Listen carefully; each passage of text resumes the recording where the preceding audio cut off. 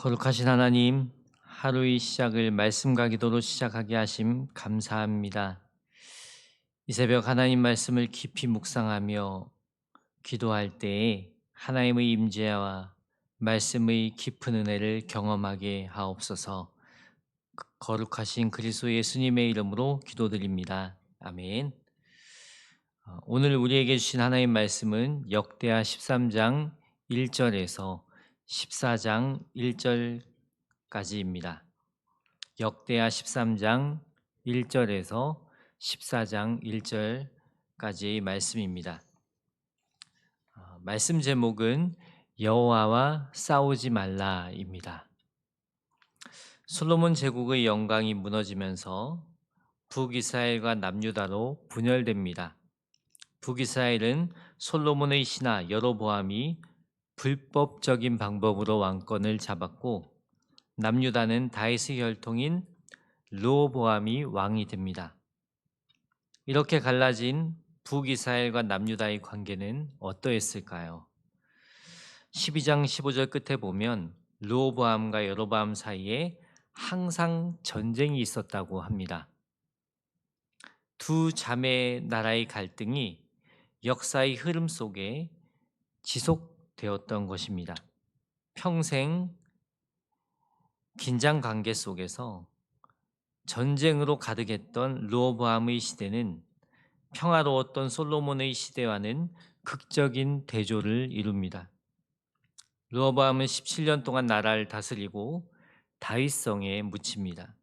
그 뒤를 이어서 아비야가 왕이 됩니다.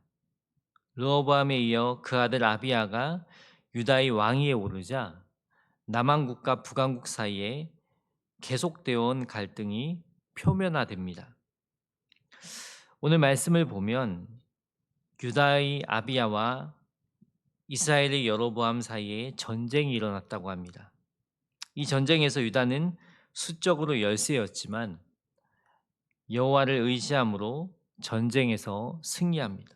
반대로 유다에게 패한 여로보암은 몰락했다고 말씀하고 있습니다. 왜 유다가 전쟁에서 승리한 것일까요? 말씀을 살펴보도록 하겠습니다. 1절에서 3절 다 같이 읽어보겠습니다. 여로보암 왕 18째 해에 아비야가 유다의 왕이 되고 예루살렘에서 3년 동안 다스리니라. 그의 어머니 이름은 미가야요 기브아 사람 우리엘의 딸이더라. 아비야가 여로보암과 더불어 싸울새 아비야는 싸움에 용감한 군사 40만 명을 택하여 싸움을 준비하였고, 여로보암은 큰 용사 80만 명을 택하여 그와 대진한지라. 이 전쟁에서 남유다가 수적으로 열세였다고 하는데 어느 정도입니까? 남유다 아비야가 이끄는 군사가 40만 명이었고 북이스라엘 여로보암의 군사는 80만 명이었습니다. 남북 전쟁에 동원된 양측 군사의 수를 합하면 120만 명입니다. 당시 남유다와 북이스라엘의 총 인구 수와 국력에 비해 어마어마한 숫자입니다. 이처럼 큰 규모의 군대를 동원한 남북 두 나라는 이번 전쟁을 통하여 마치 사생결단을 내려고 한 것 같습니다. 이 엄청난 병력으로 전쟁을 준비하고 있는데 수적으로 북이스라엘이 유리합니다. 유다에 비해 2배나 많은 병력입니다. 생각해보면 남북이 갈라질 때 북이스라엘은 10지파가 그렇게 나뉘어졌고 남유다에는 2지파만 나뉘어졌습니다. 그렇게 따져만 봐도 수적으로 열세일 수밖에 없었던 거죠. 그리고 용감한 자, 전쟁에 나갈 만한 자를 뽑을 때에도 아마 북이스라엘은 그만큼 인원이 많기 때문에 강력한 군사력을 동원할 수 있었을 것입니다. 이런 수적으로도 열세고 불리한 상황에서 아비야는 전투에 임하기에 앞서 여로보암 군대를 향해 이 전쟁에서 유다가 승리하게 될 것이라는 연설을 합니다. 현실적으로 보면 말도 안 되는 연설입니다. 4절에 아비야가 에브라임 산 중 스마라임 산 위에 서서 이르되 여로보암과 이스라엘 무리들아 다 들으라. 스마라임은 베냐민 지파의 성읍으로서 베냐민과 에브라임 지파의 접경 지역입니다. 수적으로 유다는 이스라엘의 절반밖에 안 되었지만 아비야가 승리를 장담할 수 있었던 것은 하나님의 언약에 대한 신뢰 때문이었습니다. 5절에 이스라엘 하나님 여호와께서 소금 언약으로 이스라엘 나라를 영원히 다윗과 그의 자손에게 주신 것을 너희가 알 것 아니냐. 소금 언약은 결코 파기할 수 없는 언약을 말합니다. 소금은 음식의 맛을 내는 재료일 뿐 아니라 다른 물질을 변치 않게 하는 성질 때문에 고대부터 방부제로 많이 사용되어 왔습니다. 하나님께서 다윗에게 주신 언약은 소금처럼 영원히 변하지 않는 약속이라는 것입니다. 그런데 여로보암은 소금 언약을 받은 다윗 왕조를 배반한 것입니다. 6절, 7절 다윗의 아들 솔로몬의 신하 느밧의 아들 여로보암이 일어나 자기의 주를 배반하고 남봉꾼과 잡배가 모여 따름으로 스스로 강하게 되어 솔로몬의 아들 르호보암을 대적하였으나 그때의 르호보암이 어리고 마음이 연약하여 그들의 입을 능히 막지 못하였었느니라. 남봉꾼과 잡배는 악한 자들을 말합니다. 어리석게 행하는 자들을 말합니다. 여로보암은 이런 악한 무리들과 힘을 합쳐 언약의 후손인 르호보암을 대적했던 것입니다. 8절 이제 너희가 또 다윗 자손의 손으로 다스리는 여호와의 나라를 대적하려 한도다. 너희는 큰 무리요 또 여로보암이 너희를 위하여 신으로 만든 금송아지들이 너희와 함께 있도다. 이렇게 유다를 대적하는 것은 곧 하나님 나라를 대적하는 것입니다. 그리고 어리석게도 그들은 하나님보다 우상을 숭배했습니다. 북이스라엘은 하나님을 대적하고 금송아지 우상을 숭배했어요. 그리고 우상을 숭배하기 위해 하나님께 제사 드리는 제사장과 레위 사람들을 쫓아냈어요. 9절에 보면 너희가 아론 자손인 여호와의 제사장들과 레위 사람들을 쫓아내고 이방 백성들이 품속을 따라 제사장을 삼지 아니하였느냐. 누구를 막론하고 어린 송아지 한 마리와 순양 7마리를 끌고 와서 장립을 받고자 하는 자마다 허무한 신들의 제사장이 될 수 있도다. 하나님께서 세우신 제사장들과 레위 사람들을 쫓아내고 자기들 마음대로 우상을 섬기는 제사장을 세웁니다. 출애굽기 29장 1절에 제사장으로 세움을 받을 때 드리는 제물은 하루에 어린 수송아지 하나와 흠없는 순양 둘이며 이것을 7일 동안 계속 드려야 했습니다. 그런데 북이스라엘에서는 새 제사장이 급히 필요했기 때문에 수송아지 하나와 순양 7을 끌고 오기만 하면 누구나 제사장이 될 수 있도록 한 것입니다. 이렇게 하나님의 계명을 어기고 가진 방법으로 우상을 숭배한 것입니다. 어떻게 이러한 나라가 잘 될 수 있겠습니까? 어떻게 하나님의 도우심을 기대할 수 있겠습니까? 북이스라엘은 하나님을 배반하고 대적했습니다. 하나님을 섬기는 제사장들을 쫓아내고 자기 마음대로 제사장을 세우고 금송아지 우상을 숭배했습니다. 우상에게 도움을 구하고 자신들의 전략과 방법으로 전쟁에서 승리하려고 했어요. 반면에 남유다는 하나님을 배반하지 않았고 하나님을 참되게 예배했습니다. 10절에서 12절 말씀 다 같이 읽어보겠습니다.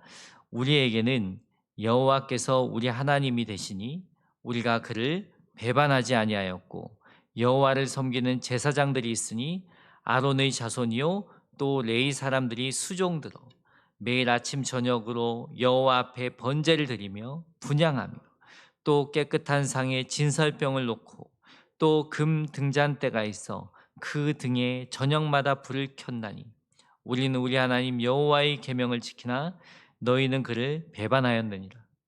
하나님이 우리와 함께 하사 우리 머리가 되시고 그의 제사장들도 우리와 함께하여 전쟁의 나팔을 불어 너희를 공격하였느니라. 이스라엘 자손들아 너희 조상들이 하나님 여호와와 싸우지 말라. 너희가 형통하지 못하리라. 하나님을 배반하지 않고 하나님을 참되게 예배하는 유다 백성에게 하나님이 머리가 되신다고 합니다. 하나님이 그들을 준비시키시고 그들의 주인이 되신다는 말씀입니다. 그의 제사장들도 우리와 함께 나팔을 불어 너희를 공격한다고 합니다. 이런 유다와 싸우는 것은 곧 하나님과 싸우는 것이다. 그러니 하나님 여호와와 싸우지 말라. 너희가 형통하지 못하리라. 정말 간절한 마음으로 연설을 하고 있는데 여로보암은 그 말을 무시했어요. 그리고 자신들의 힘으로 전쟁에서 승리하려고 전략과 전술대로 병력을 배치합니다.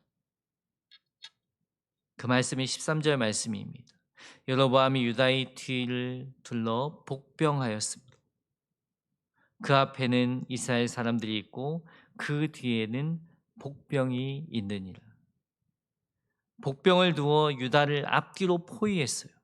전략적인 면에서 볼 때 이 전쟁의 승리는 여로보암에게 있었습니다. 유다 사람들은 속수무책으로 당할 수밖에 없는 위기 상황이었습니다. 이런 상황에서 유다 백성들은 어떻게 합니까? 14절에서 18절 말씀 다 같이 읽어보겠습니다. 유다 사람이 뒤를 돌아보고 자기 앞뒤의 적병으로 말미암아 여호와께 부르짖고 제사장들은 나팔을 부니라. 유다 사람이 소리 지르매 유다 사람이 소리 지를 때에 하나님이 여로보암과 온 이스라엘을 아비야와 유다 앞에서 치시니 이스라엘 자손이 유다 앞에서 도망한지라. 하나님이 그들의 손에 넘기셨으므로 아비야와 그의 백성이 크게 무찌르니 이스라엘이 택한 병사들이 죽음을 당하고 엎드려진 자들이 50만 명이었더라. 그때 이스라엘 자손이 항복하고 유다 자손이 이겼으니 이는 그들의 조상들이 하나님 여호와를 의지하였습니다. 유다 백성은 위기 상황 가운데에서도 당황하지 않고 하나님께 부르짖었습니다. 하나님을 전적으로 의지했습니다. 그런 유다 백성들을 위해 하나님께서 대신 싸워 주셨습니다. 그들의 손에 이스라엘을 넘기셨습니다. 수적으로 열세여도 하나님이 함께 하시면 문제될 것이 없습니다. 우리는 끝까지 하나님을 의지하며 나아가면 됩니다. 우리 인생 가운데 우리를 힘들게 하고 자포자기하게 하는 문제가 무엇입니까? 그런 인생의 문제 앞에서 우리가 의지할 분은 하나님 한 분밖에 없습니다. 다시 한번 그 하나님께 소망을 둡시다. 그리고 다시 일어섭시다. 그 문제 앞에서 두려워 떠는 것이 아니라 하나님의 이름을 부릅시다. 부르짖어 기도합시다. 반드시 하나님께서 그 상황 가운데 피할 길을 내시고 이길 수 있는 힘과 용기를 주실 것입니다. 19절에 아비야가 여로보암을 쫓아가서 그의 성읍들을 빼앗았으니 곧 베델과 그 동네들과 여사나와 그 동네들과 에브론과 그 동네들이라. 전쟁에서 크게 승리한 데 비해 아비야가 북왕국으로부터 취한 성읍은 그리 많지 않습니다. 여사냐와 에브론이 베델에서 약 6.4km 정도 떨어져 있는 성읍 정도밖에 안 됩니다. 그러나 그 성읍 중에 여로보암이 금송아지를 세운 베델이 포함되어 있다는 사실은 시사하는 바가 큽니다. 즉 하나님 외에 다른 신을 섬기고 또 그것들을 예배하고 그것을 의지하고 바라는 우상숭배제에 대한 심판이라는 것을 알 수 있습니다. 주일 말씀을 들으면서 우리 안에 얼마나 많은 우상이 있는지 생각해 보셨을 것입니다. 저 여러분이 하나님보다 더 바라고 의지하는 우상이 무엇입니까? 어떤 사람에게는 힘이 우상입니다. 어떤 사람에게는 인정이 우상입니다. 그 외에도 편안함, 도움, 독립, 일, 물질, 가족, 연애, 고난, 사상, 외모, 종교 등 하나님보다 더 바라고 의지하는 우상들이 수도 없이 많습니다. 이런 우상들로 인해 감사하는 삶을 살아야 하는데 원망 불평하는 삶을 살게 됩니다. 하나님보다 그들이 우선이기 때문입니다. 우리의 삶 가운데 하나님보다 우선시되는 것은 무엇입니까? 그것들로 인해서 감사가 나오지 않고 원망이 나오고 불평이 나오지 않습니까? 뭔가 만족함이 없는, 기쁨이 없는 삶을 살아가고 있지는 않습니까? 추수감사절을 보내면서 우리 안에 우상을 몰아냅시다. 주님 한 분만으로 만족하며 정말 하나님만을 온전히 예배하는, 또 하나님의 은혜에 보답하는 감사의 고백이 넘치는 삶이 되기 위해서 우리 안에 우상을 몰아냅시다. 하나님께 온전히 우리의 마음을 드립시다. 하나님께 우리의 마음을 쏟으십시다. 그리하여서 진정 주님 안에서 참된 감사의 삶을 살아가시길 소망합니다. 오늘 말씀의 아비야는 훌륭한 믿음을 지닌 왕으로만 소개됩니다. 반면에 열왕기상 15장 3절에 보면 아비야는 그의 아버지가 이미 행한 모든 죄를 행하고 그의 마음이 다윗과 같지 않았다고 기록하고 있습니다. 왜 동일 인물인 아비야에 대해 서로 다른 이야기를 하고 있을까요? 두 저자가 아비야의 삶을 말하는 범위가 다르기 때문입니다.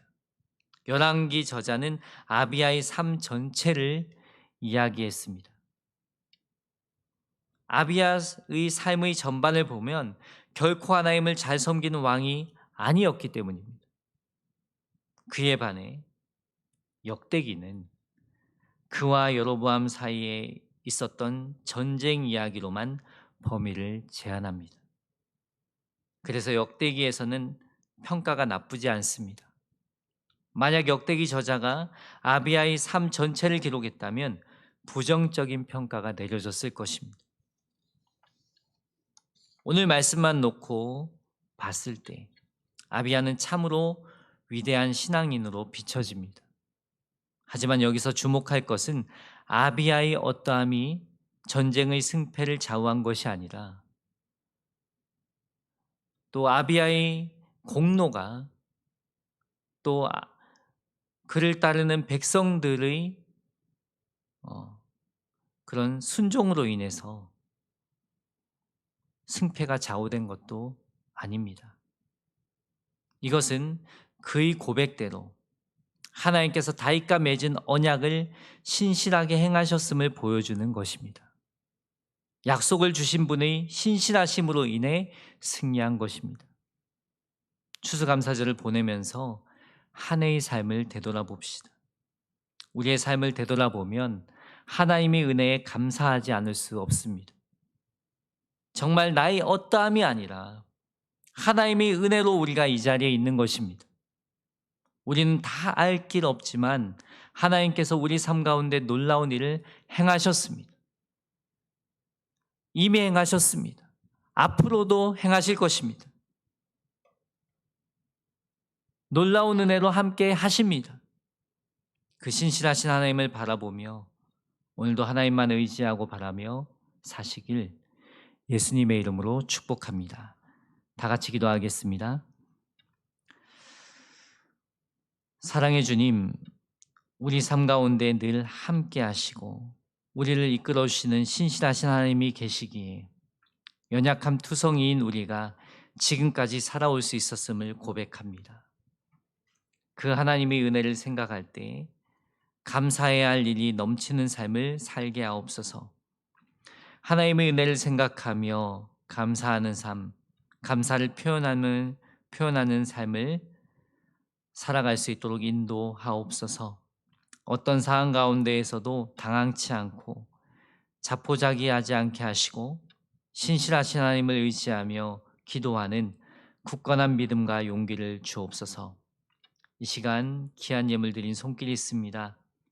주님 받아주시고 하나님의 신실하신 인도함을 받으며 살아가는 귀하고 값진 인생으로 빚어주시고 사용하여 주시옵소서. 이 새벽에 약속의 말씀을 붙잡고 기도하는 성도들의 간구를 들으시어 약속을 성취하시는 신실하신 하나님의 응답을 받게 하여 주시옵소서. 거룩하신 그리스도 예수님의 이름으로 기도드립니다. 아멘.